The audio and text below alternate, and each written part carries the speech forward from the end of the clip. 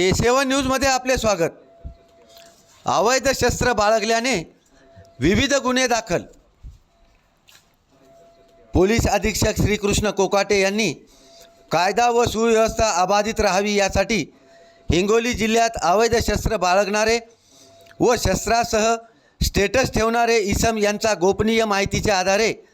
व social media पेट्रोलिंगच्या आधारे माहिती काढून त्यांना ताब्यात घेऊन त्यांच्यावर कठोर कारवाई करून गुन्हे दाखल करण्याचे आदेश पोलीस निरीक्षक विकास पाटील, स्थानीय गुन्हे शाखा व जिल्ह्यातील सर्व ठाणेदार यांना दिले आहेत। त्या अनुषंगाने पोलीस पथकास माहिती मिळाल्यावरून पोलीस स्टेशन औंढा नागनाथ हद्दीत स्वप्नील जयवंतराव पोले राहणार राजापूर तालुका औंढा यास एक लोखंडी खंजीरसह स्टेटस ठेवल्यासंदर्भाने पोलीस स्टेशन औंढा नागनाथ येथील पोलीस पथक सदर इसमास ताब्यात घेऊन त्यांच्याविरुद्ध पोलीस स्टेशन औंढा नागनाथ येथे भारतीय हत्यार कायदा कलम 425 प्रमाणे दिनांक 12 मार्च रोजी गुन्हा दाखल करून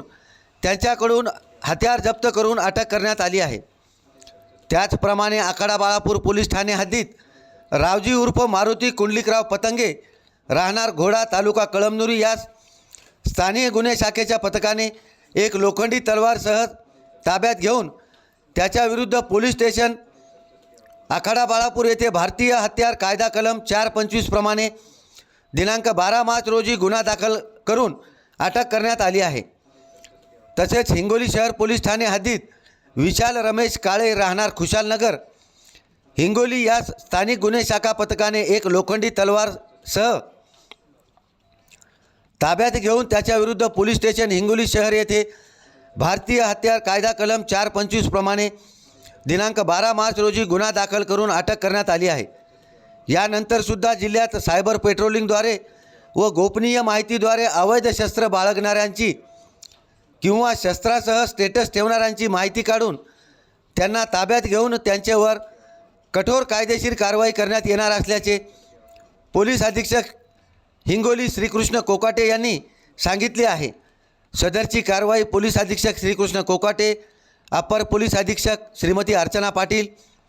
पोलीस निरीक्षक विकास पाटील, स्थानीय गुन्हे शाखा यांच्या मार्गदर्शनाखाली पोलीस निरीक्षक गणेश राहिरे, पोलीस स्टेशन औंढा नागनाथ, स्थानिक गुन्हे शाखेचे पोलीस निरीक्षक शिवसाम घेवारे, पोलीस उपनिरीक्षक विक्रम विठुबने, ग्रेड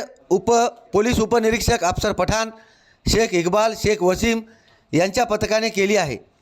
A7 न्यूजसाठी अनीस अहमद, हिंगोली।